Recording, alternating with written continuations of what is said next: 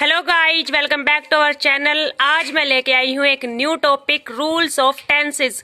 तो चलिए टेंसेस के रूल्स सीखते हैं। तो फ्रेंड्स, पहले मैं वो तीनों टेंसेस लिख देती हूँ कि कौन कौन से होते हैं। वैसे आप सबको इतना तो पता ही होगा कि टेंस 3 तरह के होते हैं। जैसे मैं यहाँ पे स्कूल में गई थी तो मैंने यहाँ पे देखा कि गाँव के स्कूलों में और सब्जेक्ट सब बच्चों के ठीक होते हैं, लेकिन इंग्लिश में बहुत वीक होते हैं बच्चे। तो वहाँ का सिलेबस मैंने देखा हुआ है। 10th क्लास में भी टेंसेस का है टॉपिक। तो इतना तो खैर सब बच्चों को पता ही होगा कि टेंस 3 तरह के होते हैं। नंबर 1 पे होता है प्रेजेंट टेंस,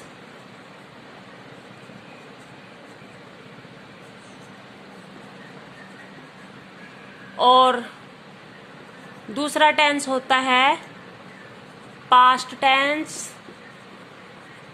और तीसरा होता है फ्यूचर टेंस। फ्यूचर टेंस,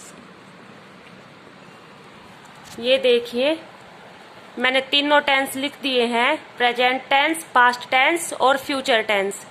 अब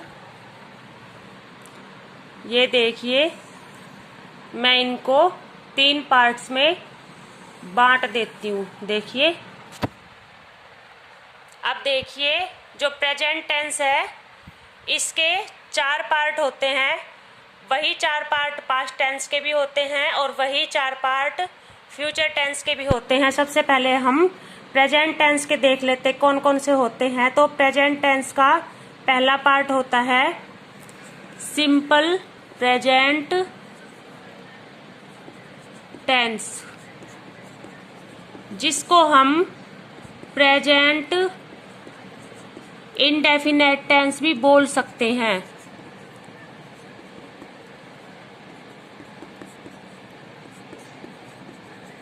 ये देखिए सिंपल प्रेजेंट टेंस, जिसको हम प्रेजेंट इंडेफिनेट टेंस भी कह सकते हैं।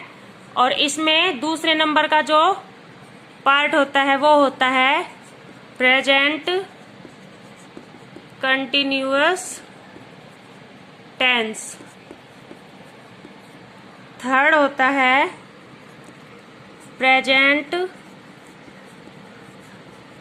परफेक्ट टेंस, और लास्ट में होता है प्रेजेंट परफेक्ट कॉन्टिन्यूअस टेंस। ये देखिए मैंने इसके चारों पार्ट लिख दिए हैं प्रेजेंट टेंस के। फर्स्ट पे है सिंपल प्रेजेंट टेंस, जिसको हम प्रेजेंट इंडेफिनेट टेंस भी कह सकते हैं। और सेकंड नंबर पे मैंने लिखा है प्रेजेंट कंटिन्यूअस टेंस, और थर्ड पे प्रेजेंट परफेक्ट टेंस, और फोर्थ पे present perfect continuous tense. Friends, इसी तरह से पास्ट टेंस के भी सेम होते हैं। जैसे मैंने प्रेजेंट टेंस में लिखा है सिंपल प्रेजेंट टेंस, वैसे ये पास्ट टेंस का हो जाएगा सिंपल पास्ट टेंस, जिसको हम पास्ट इंडेफिनेट टेंस भी बोल सकते हैं। और नंबर 2 पे जैसे प्रेजेंट कंटिन्यूअस टेंस लिखा है, ऐसे ही पास्ट कंटिन्यूअस टेंस होगा। और जैसे इसमें थर्ड नंबर में मैंने लिखा है प्रेजेंट परफेक्ट टेंस, वैसे पास्ट में पास्ट परफेक्ट टेंस होगा, और फोर्थ नंबर पे पास्ट परफेक्ट कंटिन्यूअस टेंस होगा, और सेम वही फ्यूचर टेंस में भी होगा। तो देखिए हमें करने हैं टेंसेस के रूल्स। तो मैं इसको रब कर देती हूँ और मैं बोर्ड पे रूल्स लिखूंगी, उसके बाद मैं आगे की वीडियो बनाऊंगी। फ्रेंड्स, ये मैंने लिख दिए हैं। जो मैंने लिखा था प्रेजेंट टेंस के 4 भाग लिखे थे, उसमें मैंने पहला लिखा था सिंपल प्रेजेंट टेंस, जिसको हम प्रेजेंट इंडेफिनेट टेंस भी कह सकते हैं। तो अब मैंने उसके रूल्स लिखे हैं कि सिंपल प्रेजेंट टेंस में नेगेटिव सेंटेंस बनाने हो, इंटरोगेटिव सेंटेंसेस बनाने हो, या अफर्मेटिव सेंटेंस बनाने हो, तो उनके क्या क्या रूल्स हैं। देखिए मैं आपको शुरू से बताती हूँ। जैसे फर्स्ट मैंने लिखा है अफर्मेटिव सेंटेंसेस, इनको बिल्कुल सिंपल सेंटेंस बोलते हैं। जैसे इसमें ना नेगेटिव सेंटेंस होता है, ना इसमें कोई प्रश्न पूछा जाता है। इसका रूल मैंने लिखा है, और रूल लिखने के बाद अभी मैं आपको एग्जाम्पल से भी समझाऊंगी। पहले आप रूल देख लीजिए। अफर्मेटिव सेंटेंस बनाने के लिए मैंने पहला रूल लिखा है सब्जेक्ट, उसके साथ वर्ब की फर्स्ट फॉर्म, उसके बाद एस या ई एस का यूज होगा। मैं ये बताऊंगी एस का यूज ई एस का यूज किस किस के साथ होगा, और लास्ट में ऑब्जेक्ट। जब हम नेगेटिव सेंटेंस बनाएंगे सिंपल प्रेजेंट टेंस में तो उसका रूल है सब्जेक्ट के साथ डू नॉट या फिर डज नॉट। ये भी मैं आपको बताऊंगी, जब एग्जाम्पल करेंगे तब बताऊंगी कि डू नॉट किसके साथ लगेगा, डज नॉट कब लगेगा, और फिर वर्ब की फर्स्ट फॉर्म के साथ ऑब्जेक्ट आएगा। और इंटरोगेटिव सेंटेंस बनाने के लिए हम सब्जेक्ट से पहले डू या डज का यूज करेंगे और वर्ब की फर्स्ट फॉर्म सब्जेक्ट के बाद और ऑब्जेक्ट। अब देखिए, आप चाहें तो ये जो रूल्स मैंने लिखे हैं सिंपल प्रेजेंट टेंस, जिसको हम प्रेजेंट इंडेफिनिट टेंस भी बोलते हैं, इनका आप स्क्रीनशॉट ले सकते हो। उसके बाद मैं आपको एग्जाम्पल से यही रूल्स लगा लगा के इंग्लिश में ट्रांसलेशन करनी सिखाऊंगी। ये देखिए, आप इसका स्क्रीनशॉट ले सकते हैं।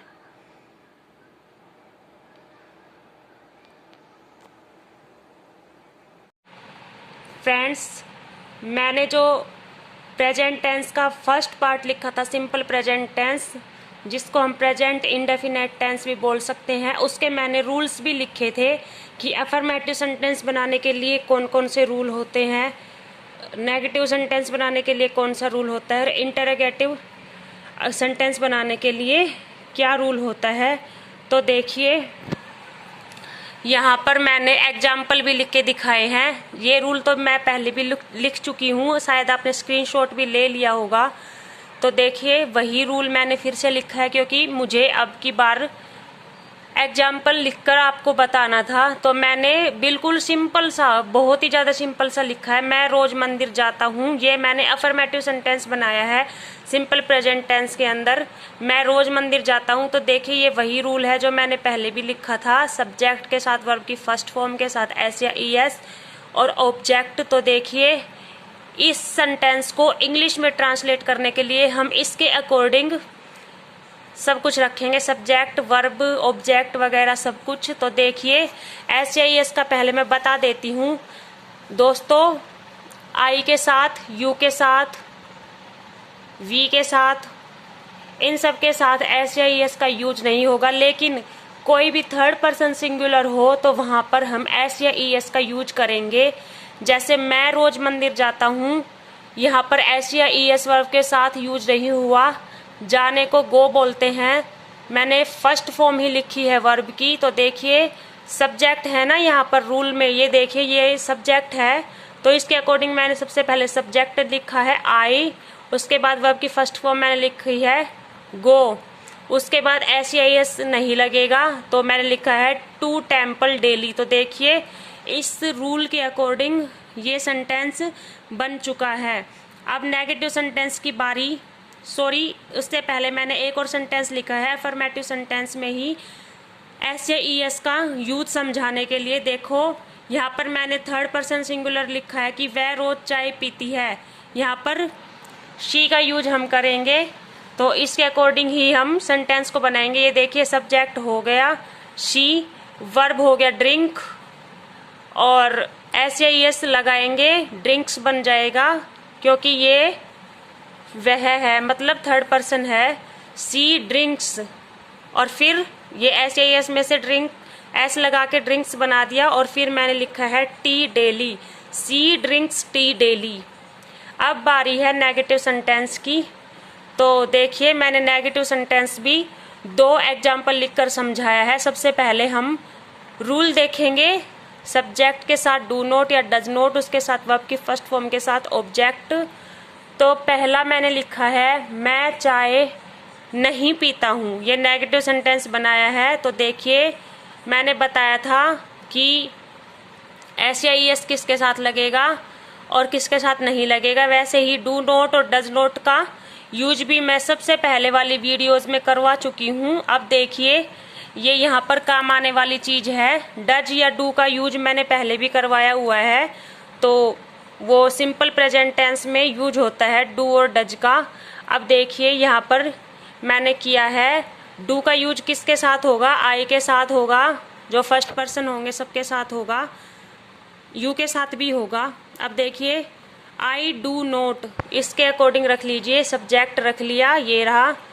उसके बाद डू नोट या डज नोट में से डू नोट लिखेंगे, जिसको हम शॉर्ट फॉर्म में डोंट बोलते हैं। ये देखिए, जैसे एक सेकंड रुकिए,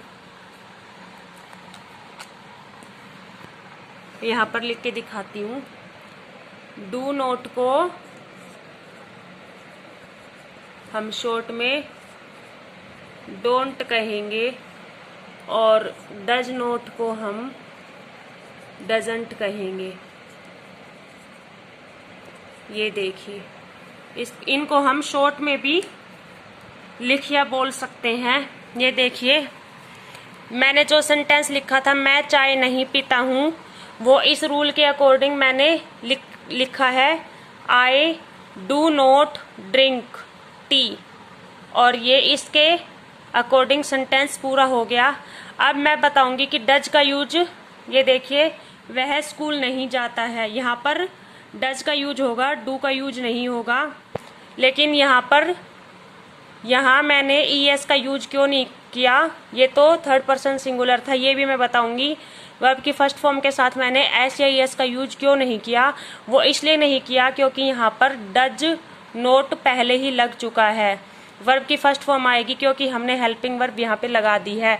अब देखिए, इसके अकॉर्डिंग रखते हैं सब्जेक्ट मतलब ही, डज नोट वर्ब की फर्स्ट फॉर्म ये रही, और object to school, he does not go to school. ये देखिए, और लास्ट में है इंटेरोगेटिव सेंटेंस। ये देखिए, पहला मैंने लिखा है क्या तुम बाजार जाते हो। इंटेरोगेटिव सेंटेंसेस कौन से होते हैं, जिनमें प्रश्न किया जाता है। तो ये देखिए, क्या तुम बाजार जाते हो, तो इसका रूल था, मैंने अभी रूल नहीं लिखा है, लेकिन मैंने रूल पहले लिख चुकी हूं मैं, और आपको स्क्रीनशॉट लेने को भी बोला था, शायद आपने स्क्रीनशॉट ले लिया है। इसका रूल होता है डू या डज पहले, उसके बाद सब्जेक्ट, उसके बाद वर्ब की फर्स्ट फॉर्म, उसके बाद ऑब्जेक्ट। तो देखिए, तुम के साथ डू का यूज होगा, डू ये है सब्जेक्ट, डू यू वर्ब की फर्स्ट फॉर्म, उसके बाद object, do you go to market. अब देखिए, यहाँ पर डज का यूज करने के लिए एक और मैंने सेंटेंस लिखा है, क्या वह दूध पीता है। तो देखिए, सिंपल सा है, does he drink milk. Drink को मैंने ड्रिंक्स क्यों नहीं लिखा, क्योंकि ये देखिए यहाँ पर डज लिख चुकी हूँ मैं, इसमें ईएस का यूज हो रखा है, ये हेल्पिंग वर्ब है, तो यहाँ पर वर्ब की फर्स्ट फॉर्म के साथ एस लगाने की जरूरत नहीं है। Does he drink milk. तो ये देखिए दोस्तों, सिंपल प्रेजेंट टेंस यानी कि प्रेजेंट टेंस का पहला भाग, जिसको प्रेजेंट इंडेफिनिट टेंस भी बोलते हैं, रूल्स के साथ और एग्जाम्पल्स के साथ ये वाला पार्ट कंप्लीट होता है। अब हमने दूसरा भाग किया था प्रेजेंट टेंस का, जो था प्रेजेंट कंटिन्यूअस टेंस, उसकी वीडियो भी मैं बहुत जल्दी लेके आऊंगी। अगर आप सभी को ये वीडियो अच्छी लगी हो, पसंद आई हो, तो इसको अपने फ्रेंड्स के साथ शेयर करें और अपना बहुत सारा ध्यान रखें।